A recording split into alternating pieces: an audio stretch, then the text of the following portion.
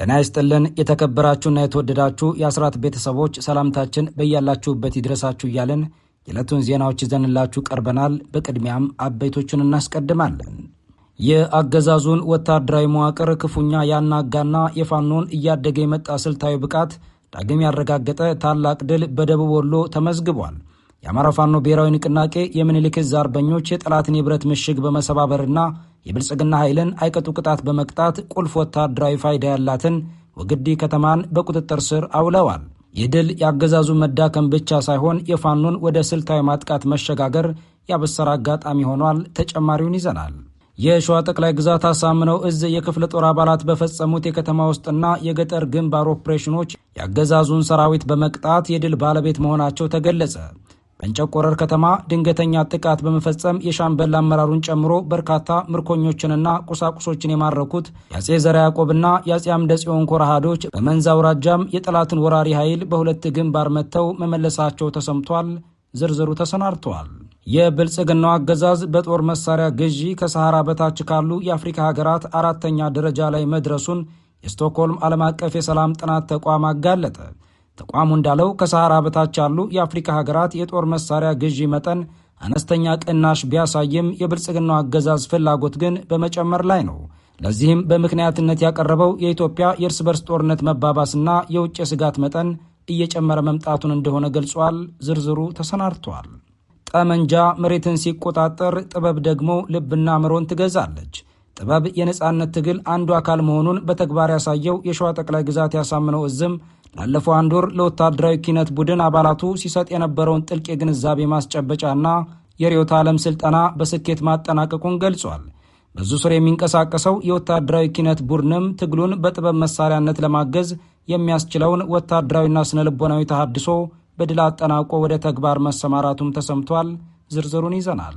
በኢራንና በአሜሪካ መካከል አዲስ የውጥረት ምዕራፍ መከፈቱ ተነገረ። ፕሬዚዳንት ዶናልድ ጄ ትራምፕ ኢራን ላይ ታይቶ የማይታወቅ ጥቃት ለመክፈት መዘጋጀታቸውን ከዋይት ሀውስ የተገኘው መረጃ አረጋግጧል። ኢራን በበኩሏ ዩራኒየም የማበልጸግ ስራዋን በማሳደግ ምላሽ እንደምትሰጥ አስጠንቅቃለች። እነዚህንና ሌሎች መረጃዎችን ይዘናል። በድጋሚ አብራችሁ እንድትቆዩ እየጠየቅን በቀጥታ ወደ ዝርዝር መረጃዎቹ እናመራለን።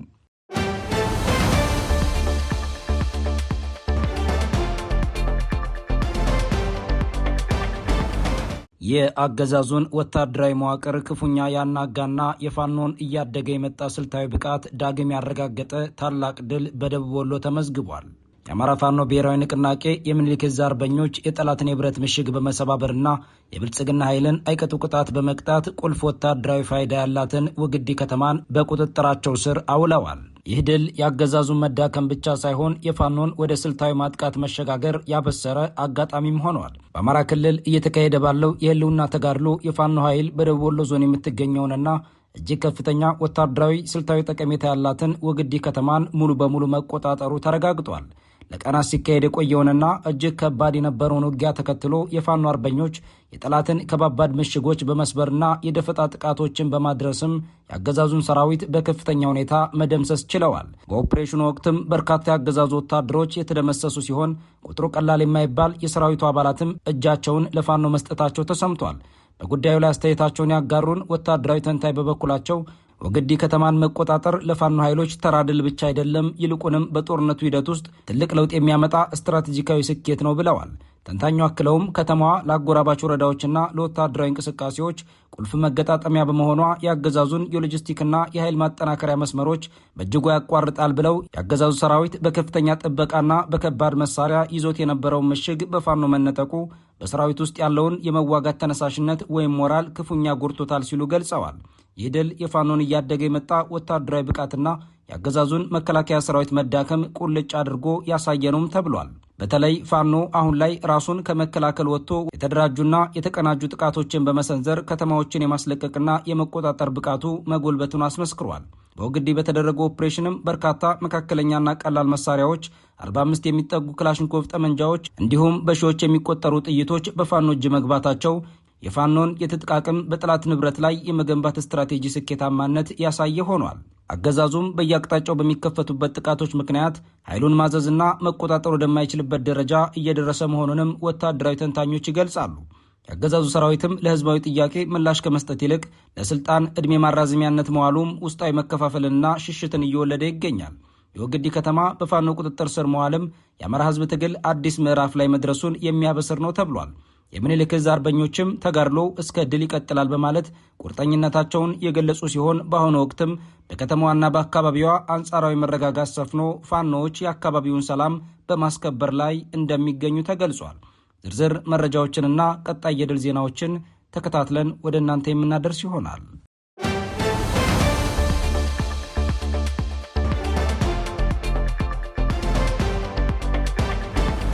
የሸዋ ጠቅላይ ግዛት አሳምነው ዕዝ የክፍለ ጦር አባላት በፈጸሙት የከተማ ውስጥና የገጠር ግንባር ኦፕሬሽኖች ያገዛዙን ሰራዊት አይቀጡ ቅጣት በመቅጣት የድል ባለቤት መሆናቸው ተገለጸ።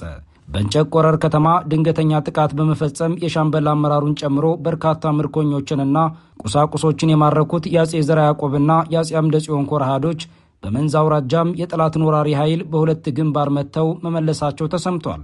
የአማራ ፋኖ ብሔራዊ ንቅናቄ ሸዋ ጠቅላይ ግዛት አሳምነው ዕዝ ስር የሚገኘው የአጼ ዘርዓ ያዕቆብ አንደኛ ኮር ነጎድጓድ ክፍለ ጦር በደብረ ብርሃን ከተማ ዙሪያ በፈጸመው ልዩ የከተማ ውስጥ ኦፕሬሽን በአገዛዙ ሰራዊት ላይ ከባድ ጉዳት ማድረሱን የዕዙ የግንባር መረጃ አመላክቷል። በዛሬው ዕለት ግንቦት 4 ቀን 2018 ዓ.ም ከንጋቱ 12 ሰዓት ጀምሮ እንጨት ቆረር ከተማ ድረስ ዘልቆ በመግባት በተወሰደ ጥቃት የክፍለ ጦሩ አባላት በጠላት ኃይል ላይ የማያዳግም እርምጃ መውሰዳቸውም ተገልጿል። በዚህ ኦፕሬሽን አንድ የዋና ሻምበል አመራር በቁጥጥር ስር መዋሉ የተገለጸ ሲሆን አንድ የመቶ አለቃ አመራርን ጨምሮ 3 የጠላት ኃይሎችም ተደምስሰዋል። 7 የሰራዊቱ አባላት ደግሞ ከባድ ቁስለኛ ሲሆኑ 2 ክላሽንኮቭ፣ 120 ጥይት፣ ካዝናዎችና የደንብ ልብሶች መማረካቸውንም ዕዙ በመረጃው አረጋግጧል።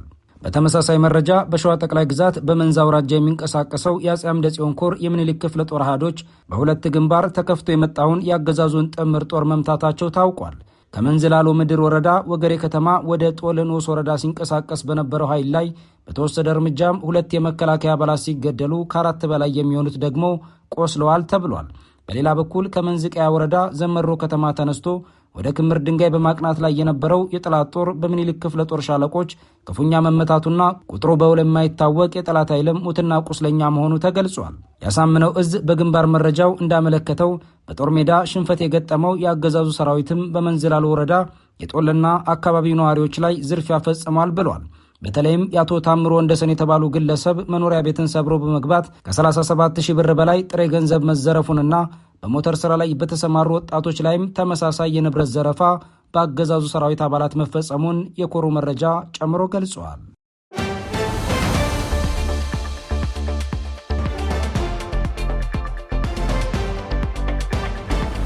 የብልጽግናው አገዛዝ በጦር መሳሪያ ግዢ ከሰሃራ በታች ካሉ የአፍሪካ ሀገራት 4ኛ ደረጃ ላይ መድረሱን የስቶክሆልም ዓለም አቀፍ የሰላም ጥናት ተቋም አጋለጠ። ተቋሙ እንዳለው ከሰሃራ በታች ያሉ የአፍሪካ ሀገራት የጦር መሳሪያ ግዢ መጠን አነስተኛ ቅናሽ ቢያሳይም የብልጽግናው አገዛዝ ፍላጎት ግን በመጨመር ላይ ነው። ለዚህም በምክንያትነት ያቀረበው የኢትዮጵያ የእርስ በርስ ጦርነት መባባስና የውጭ ስጋት መጠን እየጨመረ መምጣቱን እንደሆነ ገልጿል። ዝርዝሩ ተሰናድቷል። ዝርዝሩ እንደሚከተለው ይቀርባል።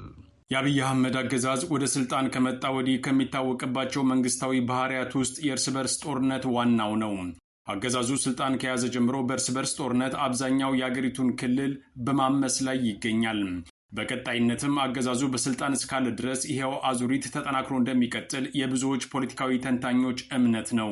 ዋናው ጥያቄ ግን ኢትዮጵያውያን እርስ በርስ የሚያልቁበት የጦር መሳሪያ እንዴትና ከየት ይገኛል የሚለው ነው። የስቶክሆልም ዓለም አቀፍ የሰላም ጥናት ተቋም ለዚህ ምላሽ የሰጠ ሲሆን የብልጽግናው አገዛዝ ከሰሃራ በታች ካሉ የአፍሪካ ሀገራት የጦር መሳሪያ በመሸመት ደረጃ ያለውንም ቦታ ይፋ አድርጓል። በለየለት የእርስ በርስ ጦርነት ከሚታመሱት ናይጄሪያና ማሊን መሰል ሀገራት በመለጠቅ የብልጽግናው አገዛዝ በአፍሪካ ከሰሃራ በታች ካለው ሀገራት የጦር መሳሪያ ግዢ በመፈጸም 4ኛ ደረጃ ላይ ተቀምጧል። ተቋሙ እንዳጋለጠው አብይ አህመድ $172 ሚሊዮን ገደማ ለጦር መሳሪያ ግዢ ያወጣ ሲሆን አብዛኛዎቹ ደግሞ የድሮንና የመድፍ ተተኳሾች ናቸው ብለዋል። እነዚህ ተተኳሾች ለራሳቸው ኢትዮጵያውያን መጥፊያነት ውለዋል ያለው ድርጅቱ አሁንም ሀገሪቱ በከባድ የጦርነት ስጋት ውስጥ እንደምትገኝም አስጠንቅቋል። በአፍሪካ የጦር መሳሪያ ግዢ ፍላጎት 41% ያህል ቢቀንስም የኢትዮጵያ ግን እየጨመረ መምጣቱ የነገሩን አሳሳቢነት ደረጃን ያባብሰዋል ሲልም አሳስበዋል። በአፍሪካ የጦር መሳሪያ ግዢ ፍላጎት 41 በመቶ ያህል ቢቀንስም የኢትዮጵያ ግን እየጨመረ መምጣቱን የነገሩን አሳሳቢነት ደረጃ ያባብሰዋል ሲልም አስጠንቅቋል። ለኢትዮጵያውያን የተሻለ ቴክኖሎጂ፣ ሰብአዊ ልማትና መሰል ለዜጎች የሚያስፈልጉ ግብዓቶችን ከማምጣት ይልቅ ለማያልቅ የእርስ በርስ ጦርነት መሳሪያ በማጋዝ የሚታወቀው የብልጽግናው አገዛዝ አሁንም በገዛ የኢትዮጵያ ሕዝብ ገንዘብ የሚገዛውን የጦር መሳሪያ ራሳቸው ኢትዮጵያውያን ላይ እየሞከረባቸው ይገኛል። ለዚሁ አገዛዝ የጦር መሳሪያ በገፍ ከሚያቀርቡ ሀገራት ውስጥ ደግሞ ሩሲያ፣ ዩክሬን፣ አሜሪካ፣ የተባበሩት አረብ ኤሚሬቶች ተካተዋል። አገሪቱ በቀጣይ ሊገጥማት ከሚችለው ቀውስ አንጻር የጦር መሳሪያ ፍላጎቷ ሊጨምር እንደሚችልም ተመልክቷል።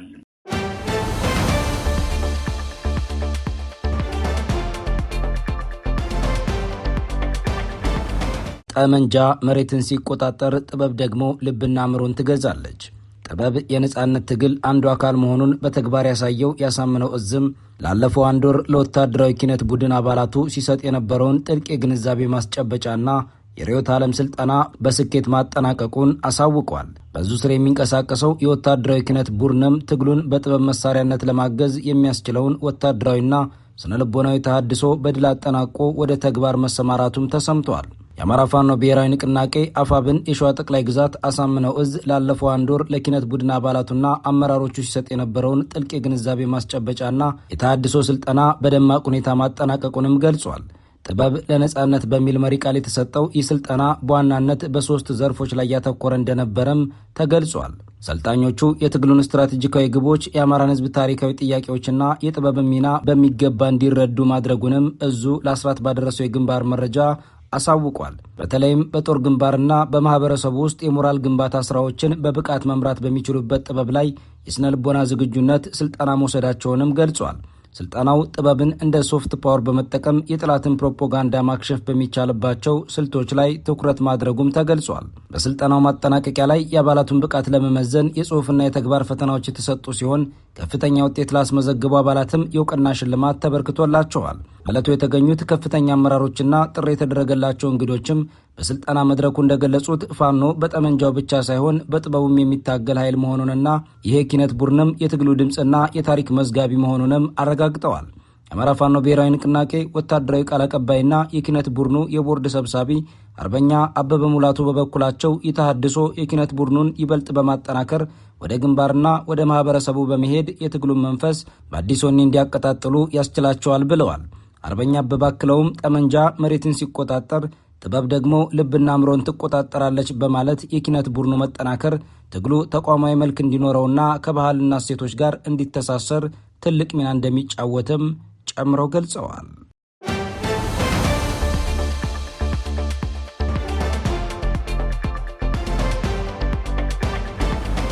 በኢራንና በአሜሪካ መካከል አዲስ የውጥረት ምዕራፍ መከፈቱ ተነገረ።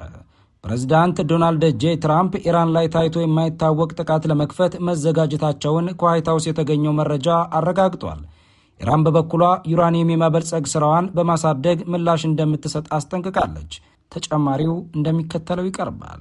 በአሜሪካና በኢራን መካከል ሲደረግ የሰነበተው ተከታታይ ድርድር ተስፋ ያለው አይመስልም። ፓኪስታን ስታደርግ የነበረው ጥረት በመክሸፉ ኢራንም በተለይ ዩራኒየም የማበልጸግ ተግባሯን ሙሉ በሙሉ አልዘጋም ማለቷ የሰላም ተስፋው እንዲሟጠጥ ያስገድደው ይመስላል። ይህን ተከትሎም በሁለቱ ወገኖች መካከል ለሁለተኛ ዙር ጦርነት ዝግጅት በመደረግ ላይ እንደሚገኝ ተነግሯል። ፕሬዚደንት ዶናልድ ትራምፕ ኢራን ላይ መጠነ ሰፊ ጥቃት በድጋሚ ለመጀመር አጥብቀው ማሰባቸውን የሚገልጸው መረጃ የወጣው ደግሞ ከዛው ከዋይት ሀውስ ነው። ሲኤንኤን ምንጮቹን ጠቅሶ ባወጣው ዘገባ መሰረት ትራምፕ ኢራናውያን ድርድሩን የያዙበት መንገድ አስቆጥቷቸዋል። ለጉዳዩ ቅርበት ያላቸው ሁለት ምንጮች እንደገለጹት ትራምፕ በሆርሙዝ ወሽመጥ መዘጋትና በኢራናውያን ባለስልጣናት መከፋፈል ትዕግስታቸው እየተሟጠጠ ነው። በኢራናውያን ባለስልጣናት መካከል ያለው ክፍፍል ኒውክሌርን በተመለከተ የሚደረገው ንግግር ውጤታማ እንዳይሆን ማድረጉም ተጠቁሟል። ትራምፕ ኢራን የሰጠችው ምላሽ ፈጽሞ ተቀባይነት የሌለው በማለትም አጣጥለውታል። አሜሪካ በቀጣይ የምትወስደውን እርምጃ በተመለከተ በዋሽንግተን ባለስልጣናት ውስጥ የተለያየ አቋም መወሰዱን የሲኤንኤን ምንጮች ጠቁመዋል። የአሜሪካ መከላከያ ሚኒስቴር ኢራን ላይ ጫና ለማሳደር ኢላማዎችን ለይቶ ጥቃት መሰንዘር እንደ አማራጭ እንደሚወስድ ተገልጿል። በሌላ በኩል ለድርድር እድል የመስጠት ፍላጎት ያላቸውም የአሜሪካ ባለስልጣናት እንዳሉም ተዘግበዋል። በዚሁ የአሜሪካ ዳግም ወደ ጦርነት ገባለው ዛቻ ኢራን በሰጠችው ምላሽ በድጋሚ ጥቃት የሚፈጸምባት ከሆነ የኒውክሌር የጦር መሳሪያ ለመገንባት በሚያስችለው የጥራት መጠን ዩራኒየም ማበልጸግ እንደምትጀምር ማስታወቋን ሮይተርስ የዜና ወኪል ዘግበዋል። በኢራን ምክር ቤት ንግግር ያደረጉት የብሔራዊ ደህንነትና የውጭ ጉዳይ ኮሚቴ ቃል አቀባይ ኢብራሂም ራይዚ ኢራን ጥቃት ከደረሰባት ዩራኒየምን በ90 በመቶ ደረጃ እንደምታበለጽግ አስጠንቅቀዋል። ቃል አቀባዩ በኤክስ ገጻቸው ኢራን ሌላ ጥቃት ከተፈጸመባት እስከ 90 በመቶ ማበልጸግ አንድ አማራጭ አድርጋ ትወስዳለች ሲሉ ተናግረዋል። ጉዳዩን በምክር ቤትም እንወያይበታለን ሲሉም ተደምጠዋል። አፈጉባኤው በበኩላቸው አሜሪካ የኢራንን ሕዝብ መብት ከማክበር ውጪ ምንም አማራጭ የላትም ሲሉ ተደምጠዋል።